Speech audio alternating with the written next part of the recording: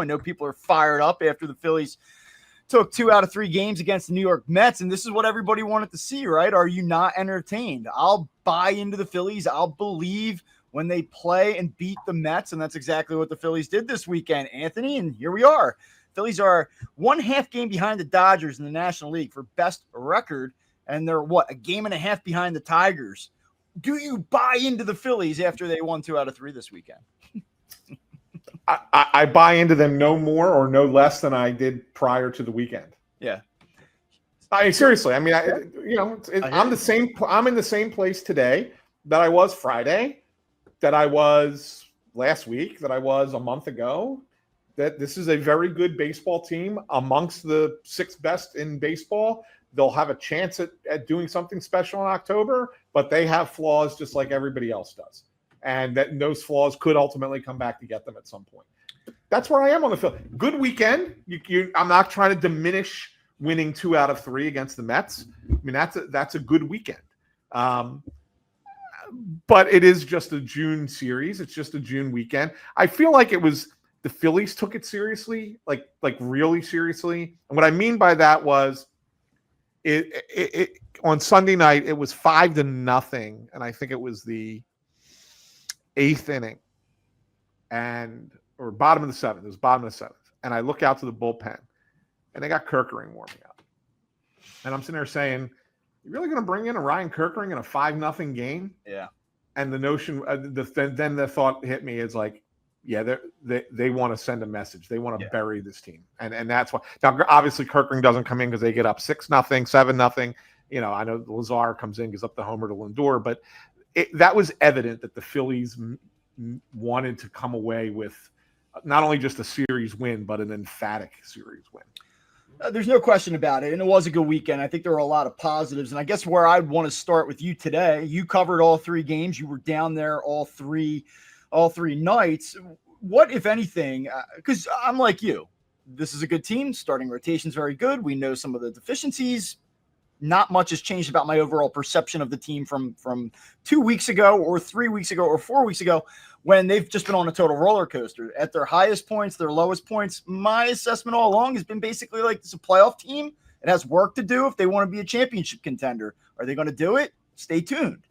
They just happen to be better positioned in the National League East and in overall right now. And while Bryce Harper's out, especially, it's important to stack these wins, buy yourself some time. You have a difficult road trip coming up here with Houston and going down to Atlanta. Obviously, the Braves continue to struggle. Didn't play well against the Marlins this weekend, but it's still a tough place to play. Phillies struggled down there, obviously, at times. They're in a good spot. They have work to do. And 2 out of 3 against the Mets, one way or the other, doesn't really change my opinion of that.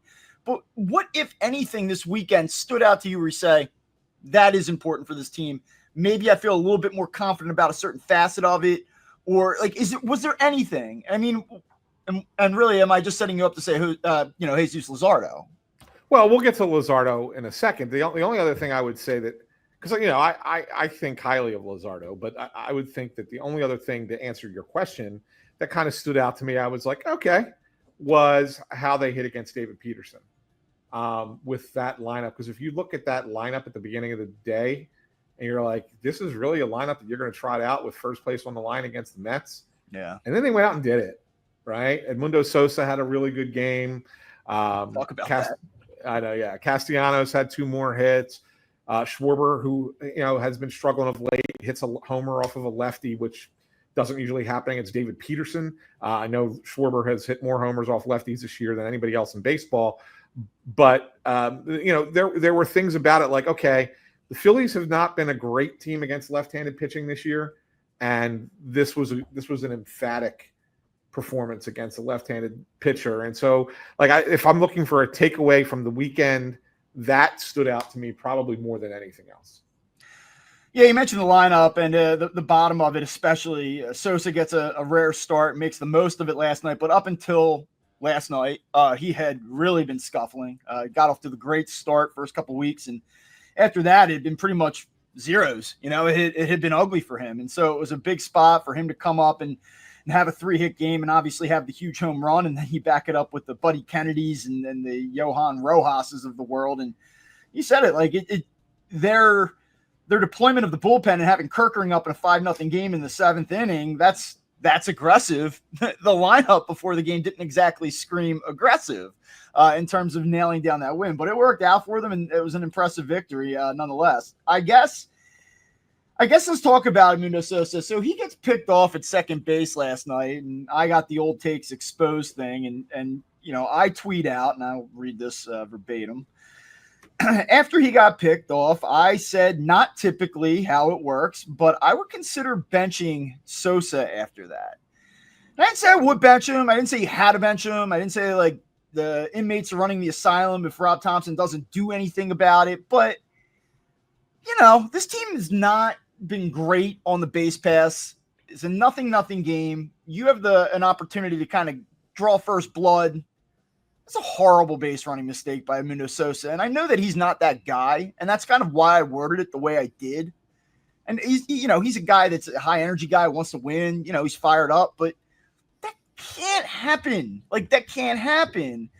And obviously they don't bench him. And then he goes off and hits the big home run. And I get all the people that are like, see, old takes exposed. And, good thing you're not the manager. And I'm like, yeah, I know. I hear you. What were your thoughts about his game last night? What were your thoughts about my tweet other than being on an all-time mush run right now? You absolutely are on an all-time. Just so everyone knows, I have unreal. A conversation going with Anthony during the games a lot of times, just because my wife doesn't care. My friends are like, we don't want to hear you. So Anthony will usually entertain me, and he'll respond. And sometimes we bring in Tim Kelly too, and it's like the three of us, and I'll deliver a take, and within 13 minutes, it's debunked. It's immediately wrong. I'm like, man, this guy's really struggling. He could buy. He desperately needs a hit. Hit, double gap. So there's just I've been on an unprecedented run with this right now, and so then I take it public last night, and boom. What was your read on all of that? Look, I don't necessarily know if I'm thinking about benching Edmundo Sosa in that spot for the sole purpose that he's not a guy who consistently makes those kinds of mistakes. I agree. Yeah. And because of that, it's okay, it can't happen in that spot, but you have to take the case by case basis, right? If that's Johan Rojas, who is constantly getting into trouble on the base paths, nearly got picked off on a play that he had no business overrunning second base as far as he did. I'm trying to take a breather on him, Yeah, but but if it is that, that's a different story. Because there's a guy who doesn't have great baseball IQ. I think Sosa does have a better baseball IQ. And so because of that, I say, okay, was a little over exuberant on his lead there. Probably wasn't as aware as he needed to be. Doesn't make it an excuse, but it also is why I say I'm not taking him out of the game at that point. But I understand why you would feel that way. At that point in the game, it's 0-0. You're struggling to get any offense going against Peterson, and you got 2 runners on base and nobody out. And it's okay, yeah, the lead runner's in scoring position here. Let's just don't be stupid. Get the runners over. Get at least one of them home. Get a lead for your pitcher, and then they weren't able to even do that. That to me is why it was so frustrating. Well, obviously, it's a great thing that they didn't take him out. He's the difference maker. He propels them to with the big 3-run homer. And I guess my thing though is the result or what he did thereafter isn't really what I'm talking about. Whether or not it wasn't about, I don't like him as a matchup, later in the game. It's this mistake happened. How would you handle it?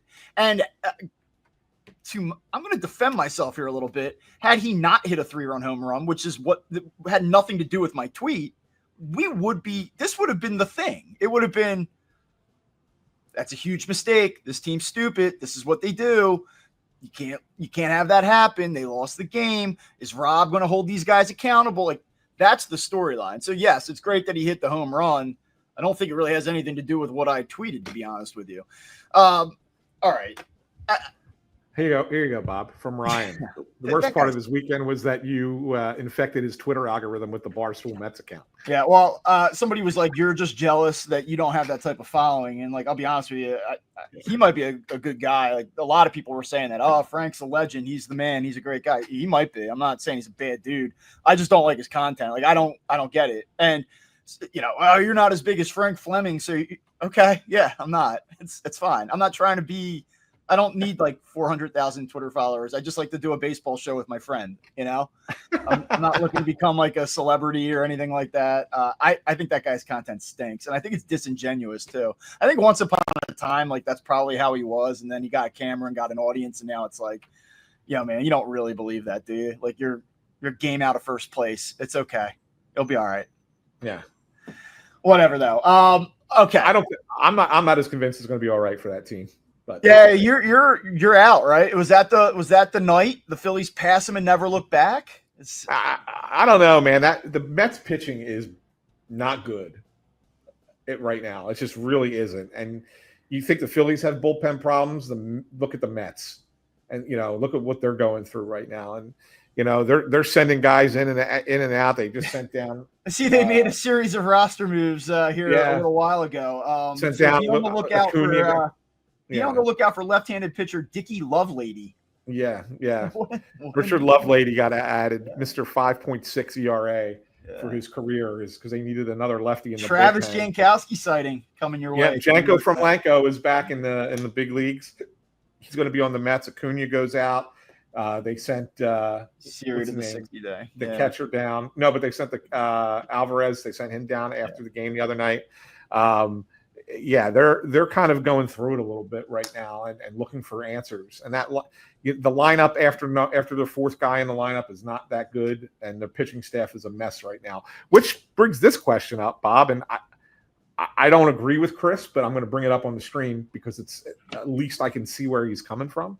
He says, if I say that I see that the Braves presenting a greater challenge in the division for the Phillies in the second half of the season, you say if they get some of their players who are their guys and they start performing, maybe. I mean, look, I saw a tweet earlier, and I'm going to pull this up. Here you go. Michael Harris's 57 WRC plus ranks 207 out of 211 players with at least 200 plate appearances. Nick Allen's ranks 203rd, and Ozzie Albies ranks 189th. That means 1/3 of the Braves' everyday players rank among the bottom 10% in offensive production of players with at least 200 plate appearances this season. These are guys that you expect to perform. Like you expect Ozzie Albies to be a killer. You expect more out of Ozuna. You expect more out of Olsen, who I think has kind of had a pretty underwhelming year. Certainly Acuna has been excellent since he returned. Strider hasn't quite been Strider. Like, do these guys come back and be what you expect them to be? And if they do, then yeah, it could get interesting, but they have such a far gap to cover here. And they're so inconsistent. Like you thought maybe last week, here you go. There's a sweep. They sweep the Mets. They got a dramatic win at the beginning of that series. Sale was really good. They carry it over. Look at this. Here they come. And then they go down to Florida this weekend and they lose 2 out of 3. I mean, come on. So I'm not buying them either. I'm not sitting here and telling you the Phillies are going to dust both of these teams and win the division by 10 games. I don't believe that. I still have a lot of respect for the Mets and their pitching lab or whatever the hell they have going on. But I do recognize that they're obviously starting to thin out a little bit, and it's had an impact on their performance. No, I agree, and I'm right there with you. I wouldn't side with Chris on this and say that the Braves are going to be a greater challenge, but I can see where he's coming from at least, because I do think that the Mets are leaking some oil, and I'm not sure. Look, I think that do I think the Mets are going to go out and make some moves at the deadline too to bolster that team? I do. I'm not saying the Mets are done and they're not, going to be part of the playoffs. They're still a playoff team in my mind. I just think that there's a lot more to fix there than maybe they thought at the beginning of the season. And that's I've been on that train since day one. You have. I just look at the names and I look at the players. And I sit there and go, okay, look, one of these guys here and there could come out and have a career year and you're not expecting it, but to expect all of these guys to do it at the same time is where I was like, no, I don't. I think that's where the Mets are going to take a step back. So anyway, so right now, if I put in front of you, I handed you a betting app and I said you could take the Phillies at minus 135 to win the division or the Mets at plus 110, which team would you take? Phillies. Okay. All right. Yeah. I mean, I know it's better odds for the Mets, and the Mets do have a slightly easier schedule going forward than the Phillies do the rest of the way.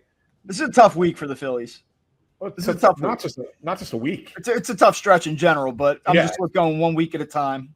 Yeah. No, there's no question. There's no question it's tough.